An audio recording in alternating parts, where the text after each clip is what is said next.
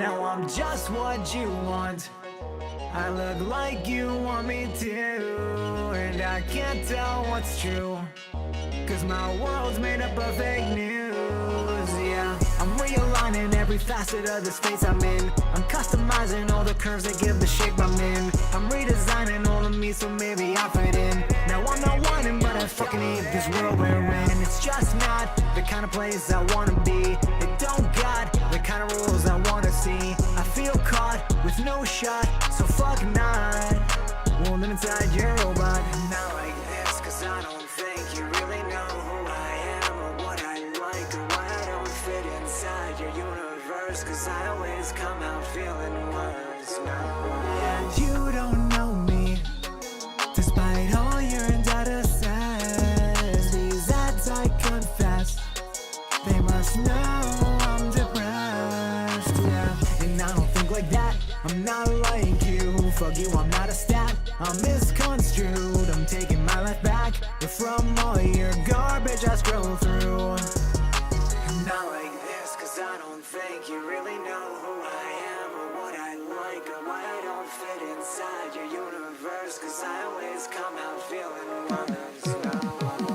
And I don't think like that, I'm not like you. Fuck you, I'm not a stat, I'm misconstrued. I'm taking my life back, but from all your garbage I scroll through. So I hit start like this, and the world loads like that, and I blow harsh with a kiss. I'm metamorphosing into a cat. Now I race around like glitch, find the time to look a name on Twitch, switching lights in my brain, yeah, Pokemon's got me bewitched. I'm fucking with fans, trying to make them glow, and we take pics like this, and I like the pics so much, I'm gonna pin them up home. Now they can reach me by phone, I am doing this on my own. This kingdom will be overthrown.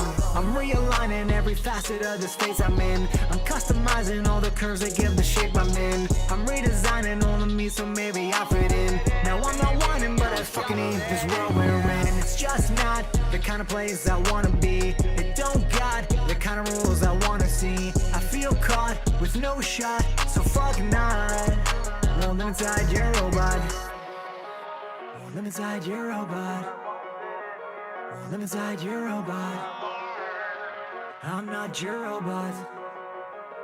I'm not a robot. Yo, Harry Swan's here, bright and freaking early. What is going on? The man, the myth, the legend. Welcome to another edition of X-Feed. What's up? My name's The Schiller. Apologies for no stream yesterday. I just kind of felt bad. I was planning. I'm still trying to figure out what's the best time to do these, but we'll try an earlier stream and see. But I was thinking about 6 p.m. EST for the majority of them.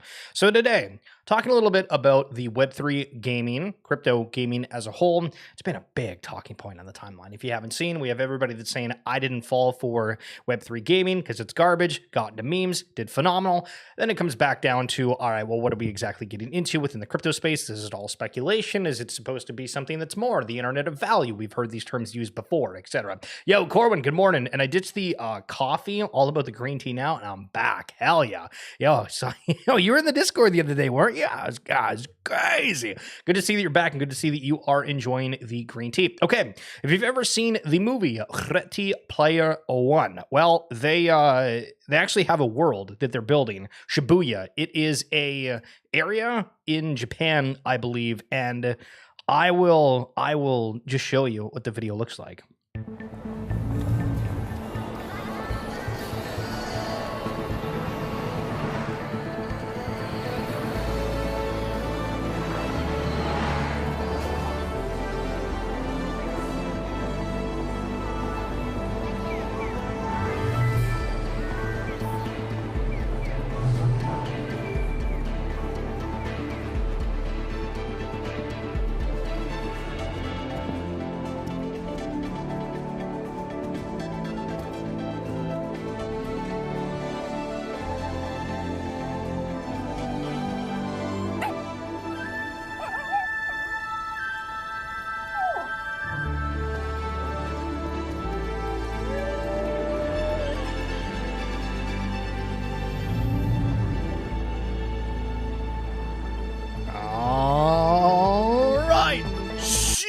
Sheesh. All right. So if you go to Shibuya Reloaded.com, you can end up getting your pass for this. Looks like they're going to be building out different cities within a metaverse of sorts. So when we talk about crypto gaming as a whole, does it make it more viable if it's not necessarily hardcore gaming, whether it be like a first-person shooter, whether it be a racing game, and it's just like an experience that's online? Do we still throw that into gaming? But thought that was kind of neat. Alex Ohanian, you can either watch history being made or be the one making it.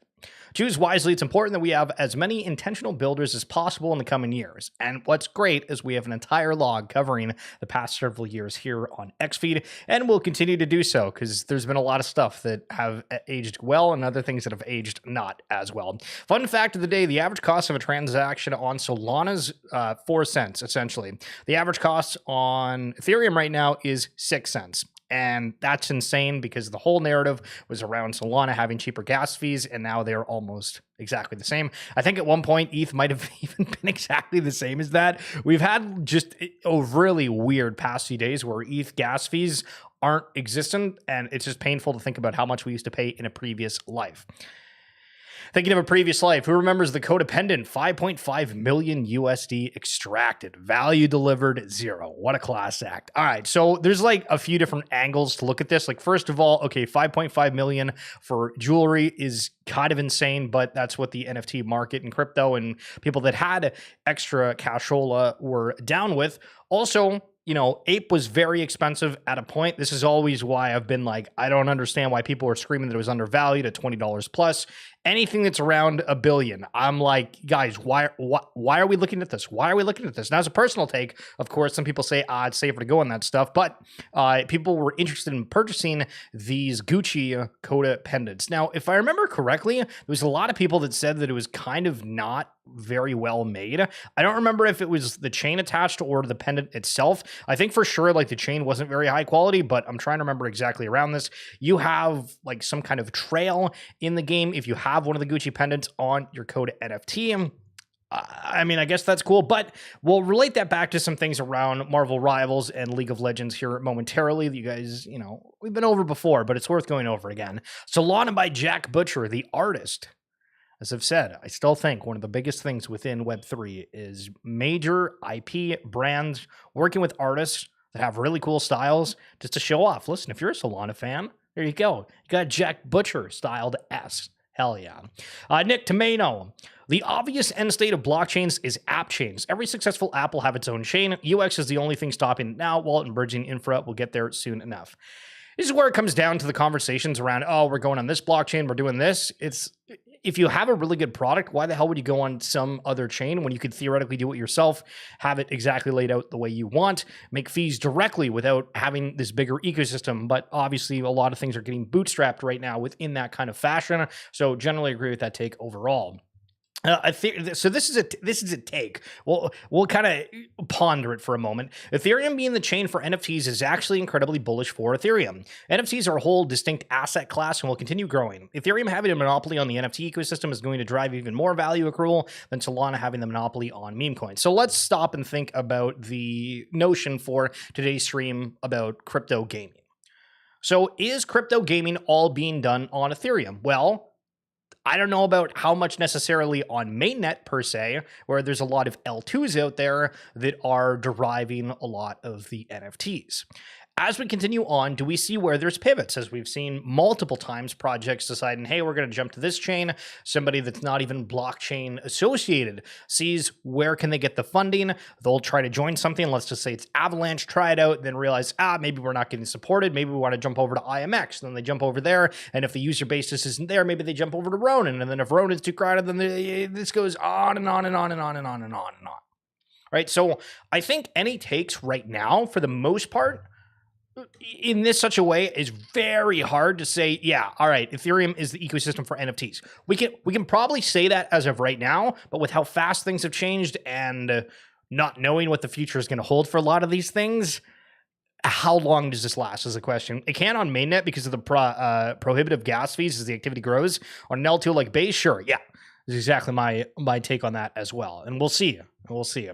Journey Gallery, they have an NFT studio But what I thought was interesting, because I saw this on my timeline, and it was the February 2025 community wall. People just want to be associated with something. They just want to show off what they have, get recognized for something.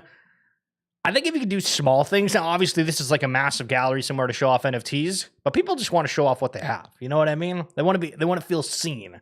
That's the thing. Also, I tried streaming on Abstract and I messed up the codes when typing it in, so that's why we're not on Abstract today, which is tough. So I praised the Blockchain Futurist Conference the other day, and you know what? We might have to rescind the positivity and go full FUD. So this is their last post. Last chance for this deal. Toronto VIP passes increase tonight. General passes, which are free, no guaranteed entry. VIP gets you in. I was like, oh, that's why it's free. Ah, okay. So I guess the thought is, do you drive all the way out to Toronto, take the train, whatever, to then potentially get into an event? I mean, before it was 2 days. Now it's only 1 day. What's the demand for that singular day? They do have some notable speakers, arguably bigger than ones they've had in the past. So it could get interesting. I still don't know. I don't really want to pay VIP because it's like $300 plus a ticket. Buy 2 tickets, $600. Yeah, I'd rather stay at home and order DoorDash or something. You know what I mean? I mean, now that we're paying $600 on DoorDash, holy smokes. Can you imagine how much of an order that would be? That's crazy. So on the weekend as well, we've had Dave Portnoy getting into meme coins, Kanye West talking about that as well. But one of the biggest happenings from that was that there was a highlight of what these meme coin creators are offering celebrities. Because if you remember the whole Hawk Tuah situation and people saying, oh, well, she got 100K for that. It's not her. They fleeced her, whatever. This is... barring this is a fake screenshot, this is what the offer is. So X promotional contract, $750,000 paid up front to you. And again, remember, this is a bigger celebrity than Hawk Tuah. So $750K paid up front, $1.25 million paid to you 16 hours after you post on X, which I guess they're assuming they're guaranteed to get buyers off of this. Your post must stay up for 8 hours. It is promotional of a fake Yeet currency. After the 8 hours, you may post, my account was hacked. The post was not me, which we have seen similar situations before. And the company asking you to do this will be scamming the public out of tens of millions of dollars. So again, the wording on this is just like crazy because it's like, it sounds like, why the hell would somebody say that? But maybe they're trying to be truthful. It's just like, I don't know. It's just bad vibes all around. But something a little bit more serious. What about Ripple and institutional adoption? Jeez. I feel like we really are on the cusp of a mass institutional adoption, both of DeFi and of other blockchain technologies. I think this is also like one of the key obstacles to mass retail adoption. A lot of people in the space previously thought that retail adoption was like the big wave, but I think institutional adoption is a precursor. You have to connect to where people are. You have to go to where the value is. You can't build a new financial system from zero, ignoring the existing financial system where everybody's money is, where all the value is, where the real world is, you know, trillions of dollars in value. You can't just say, oh, forget about all that. Let's just build something new over here. It doesn't work. And so I think this wave of institutional adoption over the next year or two is going to be what's going to pave the way for mass retail adoption. And then we can deliver on those promises. Like, we all want to bank the unbanked, but like, the unbanked, like, they have to be able to spend their money to buy groceries and pay their phone bill, and so we have to have that institutional connectivity. And I don't think there are any obstacles. I think that's and I think this conference shows that. Okay, so let's take one of his lines when he was talking about institutional adoption will lead to retail adoption. And do you, if I was going to ask you, like, pretend this is like a test, right? We have the multiple choice. Do you think that retail adoption has increased because institutional adoption has been better? More specifically, the ETFs, yes or no? If you say, all right, yes, then that notion of the institutions paying attention to what's going on in that front, you know, kind of being like, hey, we're going to cross this rickety bridge. Let the people that are maybe a little bit more athletic go and do that and see how they fare, and then we can send the people that aren't as capable, if you know what I mean. And see what happens. So the other day, I brought up a post that got a ton of flack from people, but there was also some supporters that was talking about League of Legends, and I don't understand why they are not digitizing their skins in the likes of having a marketplace where people can buy and sell. Now, I got ripped on from this one person, and their points were horrible, awful, and I rebutted to them, and they just didn't respond because they got cooked, which is fine. But here's a couple of other takes regarding this. And so, again, League of Legends is a video game like any other, but they've done more expensive skins within the game lately, and now have taken away some of the free chests from just simply playing the game. And it's caused a huge uproar. So League of Legends has become one of the most anti-player video games in modern gaming. It is downright sad what they've done to the game that we used to love. Shame on you, Riot. So if we talk about Web3 gaming, kind of having this like interesting point where it's, you want more players, we need better experiences, funner games. Well, at the same time, mainstream gaming is arguably one of the biggest mainstream games ever, is having the likes of this, having a crash out? I mean, I don't know. I'm feeling pretty good. So basically, we don't make any money, in quotes, is the reason why there are no free chests anymore. Is this because of no new players joining and the buy power of existing players getting slowly exhausted? Almost sounds like the NFT market as a whole. Or is it just the classic cooperation has enough, but needs even more money thing? I think they meant corporation. Yeah, I think they mean corporation, but they mucked it. You got to spell check. What are we doing? Crazy. So then I had this post because Marvel Rivals, which you might have played, Eric Swan, some players think the new skin prices are too expensive. Thoughts? And one of the game skins was $22. So my question was, well, is $22 expensive for an optional character skin in a free video game, right? Like, if I was to go out there and say, yo, you want to go shovel my driveway? How many people are going to be like, oh, yeah, sure. Nah, they'll do it for $22. But it's like, wow, okay. Now, that's a super shitty reference, and I have no idea where I'm going with that particular point. But Harry, you're saying $22 is way too high. The battle pass is $10, and you get so many skins. All right, that's fair, but I still think it's a free game. So I started arguing with this, and I would take the other side of this, Harry, because, I mean, most video games you pay to play, right? If you go out and buy one, it's going to cost you $80 to buy, like, a complete game of sorts. And so if there's a specific skin that you really want, and the game's free to begin with, on top of some of the paid games having DLC, I don't really know. And so Hallyhack said yes, and this was kind of the exchange. So my take to saying yes is, all right, so then the entire model around NFTs need wild correction. Like wild, stop every single NFT mint that's around a Web3 project and change the pricing, because it's all too high. It's all too high. So don't mint anything ever again. And I genuinely mean that. I don't think that we mint anything that's above $100 if we're saying that retail adoption is here, but we're saying $22 for a singular skin is not enough. But we'll get into this. So half of the assets related in crypto gaming go for way more than that. Is the speculation around crypto assets that significant for people to pay the amounts that they do, upwards of hundreds and hundreds of dollars, versus $22 for a non-tradable skin? This is the thing. It's non-tradable. And so Hallyhack says the promise of interoperability is also a factor. And I was like, okay, so if we can use the skin in more than one experience, all right, does that make it where we're willing to spend hundreds of dollars instead of the 22? And so my thought on it was interoperability is awesome, but you need experiences that you want to take your interoperable asset to, unless we're just justifying that in our head. I don't see how people view $100 is fair for a game skin because you can use it elsewhere. Kind of arguing because they're saying people are paying more for interoperability. And I'm like, I don't think $100 is worth that if it's just to be able to use it in multiple experiences, because you might like them, where this one, you know you do.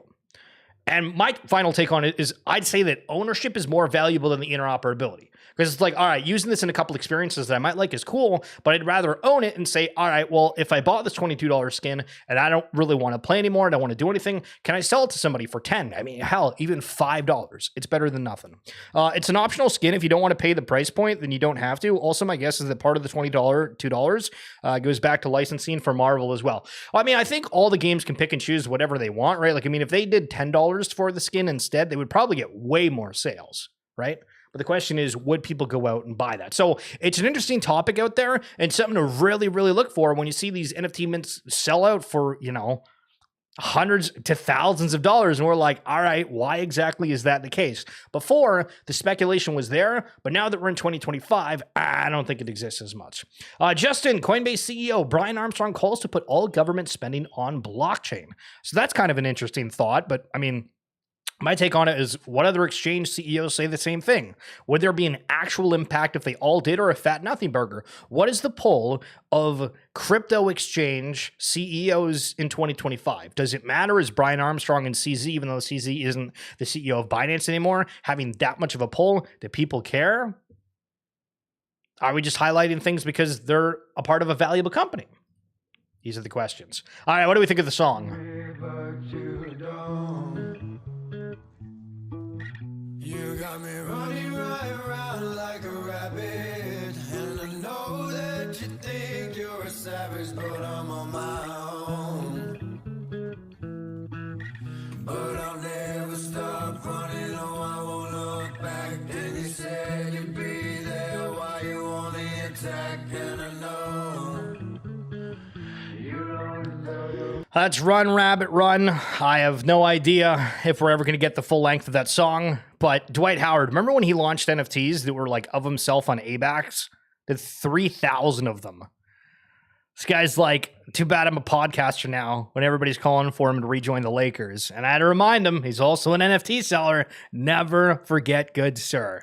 And of course, like everything within the space lately, it was talked about for a day and then completely forgotten again. And I'm pretty sure he did a meme coin with that, and that went to zero almost immediately. We've seen this before. It gets brought back up again. Crypto adoption 43% faster than mobile phones, 20% faster than the internet. Here's a Bitcoin versus the internet adoption. And you can see that, look at that. Bitcoin is outpacing the internet over X amount of years. We'll see. Also, isn't there like way more people on the planet now than before? Does that have anything to do with it? Maybe. Just maybe. Breaking, Machi Big Brother just gifted Bored Ape Yacht Club, a Bored Ape Yacht Club, to Vitalik Buterin. The grills, I got the rainbow grills too. That's cool. Why are we doing this? I don't know. $40,000 to Vitalik. Hope that he PFPs it after he's used like some other character. I don't know if that's going to be up his sleeve. We'll see. Elon, we desperately need a dedicated live streaming section on X where people can browse and get recommended live streams. I love streaming on X and want to stream Marvel Rivals, which we just talked about. But the discoverability needs a lot of improvement. I agree. It's pretty brutal. I'm not going to lie. Like, off tweets, off certain video content that I've uploaded, I think like I've absolutely gained followers from it, but I don't think I've ever gained one on X from like simply live streaming. Maybe somebody finding the live stream later on, but never like in the moment. And this is a problem with a lot of the different platforms, YouTube included, that they don't know how to figure out discovery. And we'll see. All right, if you're a Simpsons fan, the Springfield Isotopes of the AHL. This is kind of cool. They actually did a rendition or a collaboration with the Simpsons to rectify a jersey of such. And I think that's super cool that they did that. But it also shows when you collaborate on a brand that people love with something else that they love, good things can happen. Welcome to Web3. Abstract is bringing 20,000 unique users to featured products daily at this point. This is a real statistic. And that's kind of neat. So if you guys have used Abstract, you'll see on the top of the screen when you go into like the homepage that there is like an advertised app of the day. And that's super cool that they're kind of funneling traffic within there and that there's an actual homepage for the network. It's one of the biggest issues. When you go to Ethereum, when you go to any of these blockchain pages, it's all like developer documents. It's not, hey, here's the ecosystem, go have some fun. Okay, so I thought this was fake, but all this stuff is still up. So the Central African Republic, yes, the government launched a meme coin. Now, I'd love if you guys can tell me if this was not, in fact, the case. I saw some people saying there's 2 AI experts that say this is fake. This is all still up. I don't think anything's happened with it. If we have entire governments, and kind of which Barachain come out, minus 25%-ish a day since launch. I don't know why people are shocked about this stuff. Every new chain, if you've been paying attention, has very few things to actually do. You have the initial hype of the launch, and then there's basically nothing unless there's a killer app that people absolutely love, at which point, all right, you'll get a couple of extra weeks, bada boom, bada bing. The more important factor of it is that we are in valuations of billions plus. And when we have market caps of billions plus, it takes an exorbitant amount to go higher than that, and it needs a catalyst. And a lot of these things don't have the catalyst, so I'm not surprised about that, but apparently people are. So Chris Kache here had a huge thread that was about the Super Bowl ads. And it just makes you think, like, damn, we're really living in a world where everything is just an advertisement. So there were sketches, TurboTax, NASCAR, Lilo and Stitch, YouTube TV, Dunkin' Donuts, How to Train Your Dragon live action, Pfizer Thunderbolts movie trailer, MSC Cruises, Little Caesar stuffed crust, hell yeah, Fox News. I mean, obviously Super Bowl is all about ads. When you read it in this, and you're like, hey, we're watching a sporting event we love, and they're just telling us, hey, go buy all these things. It's crazy. It's crazy, crazy, crazy. Normalize shaming people that never show their face on the internet but spread hate every chance they can get. Welcome to NFTs, but this is also somebody who coaches in League of Legends. So there was a trippy ape that got bought for $102,000. The person that bought this and a couple of others made a huge thread saying there's only 77 trippies out there, and these are digital scarce assets. We're being bullish in 2025. Love to see it on the timeline.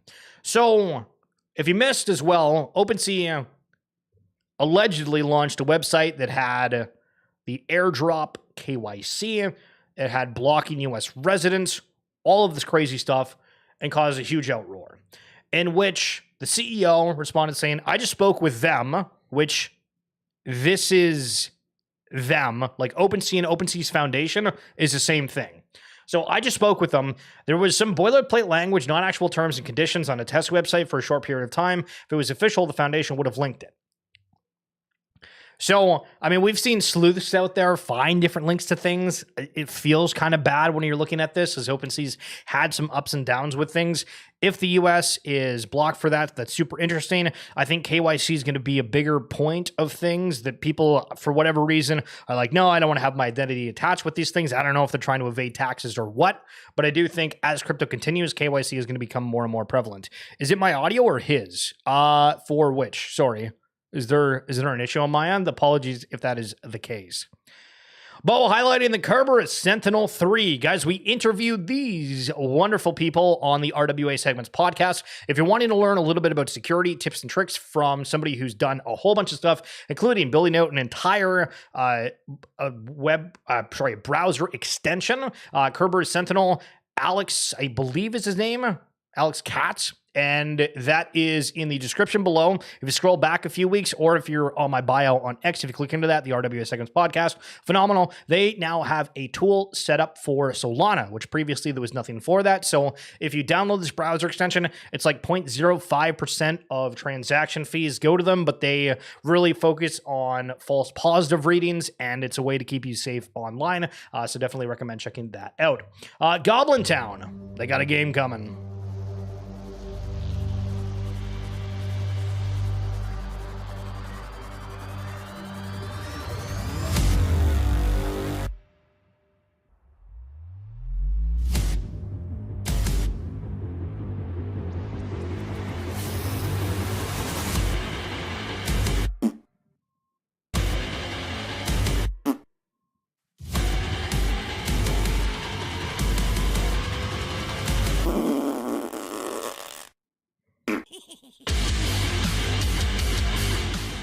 I'm trying to think of whoever did the voiceover for that.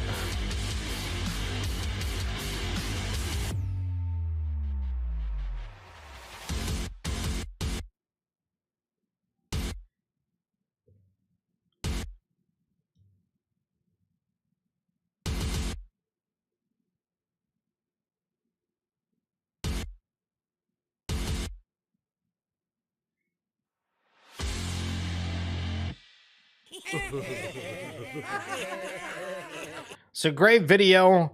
They actually have gameplay of the thing before it's hyped up. I love everything about that. Love absolutely everything about that. So excited to see what that has in store for everybody. And it's on Epic and Steam. So that's cool. Seen a lot more blockchain games getting out on those platforms. But that's it for this edition of XFeed. Harry Swan, Jazz Corwin. Thank you guys so much for coming on through. Hope you guys have a phenomenal day. Harry, let me know if we're playing League later. I mean, Marvel Rivals later. But if you ever played League, let me know about that too. True. All right, guys. Have a good one. See you tomorrow. Peace.